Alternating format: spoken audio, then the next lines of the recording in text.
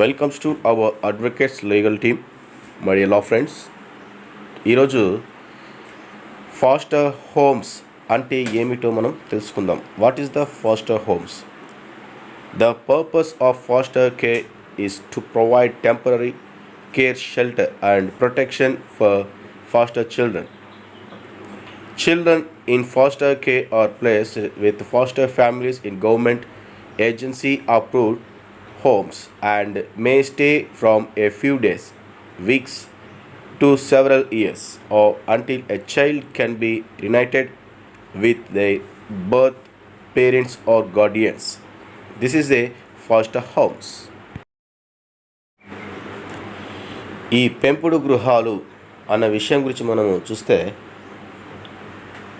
పెంపుడు పిల్లల కోసం తాత్కాలిక సంరక్షణ, ఆశ్రయం మరియు రక్షణ కల్పించడం పెంపుడు సంరక్షణ యొక్క ఉద్దేశం. పెంపుడు సంరక్షణలో ఉన్న పిల్లలు ప్రభుత్వ ఏజెన్సీ ఆమోదిత గృహాల్లో పెంపుడు కుటుంబాలతో ఉంచబడతారు మరియు కొన్ని రోజులు లేదా వారాల నుండి చాలా సంవత్సరాల వరకు ఉండవచ్చు, లేదా బిడ్డ వారి జన్మనిచ్చిన తల్లిదండ్రులు లేదా సంరక్షకులతో తిరిగి కలిసే వరకు కూడా ఉండవచ్చు.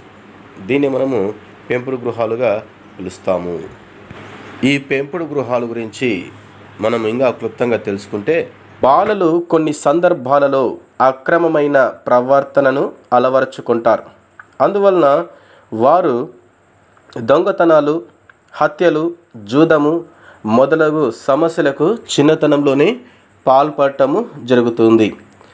బాలలకు గృహ వాతావరణము వారి పెరుగుదలకు అనుకూలముగా లేనప్పుడు ప్రత్యామ్నాయ గృహాలలో పిల్లలను చేర్చవలసిన అవసరం అనేది ఏర్పడుతూ ఉంది.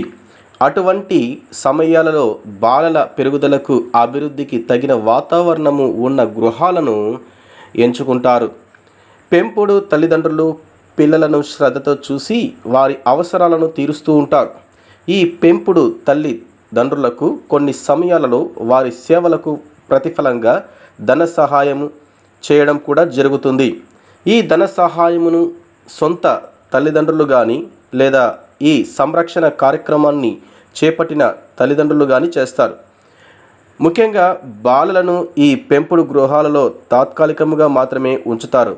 నిర్ణీత కాలం దాటిన తరువాత వారు తమ గృహాలకు తిరిగి వెళ్ళే వరకు కానీ మరే ఇతర సంస్థలలో చేరే వరకు కానీ బాలలను ఈ పెంపుడు గృహాలలో ఉంచడం అనేది జరుగుతుంది. దీన్ని మనము ఇంగ్లీష్లో ఫాస్టర్ హోమ్స్ అని పిలుస్తాం. తెలుగులో అయితే పెంపుడు గృహాలు అని పిలుస్తాము. Thank you.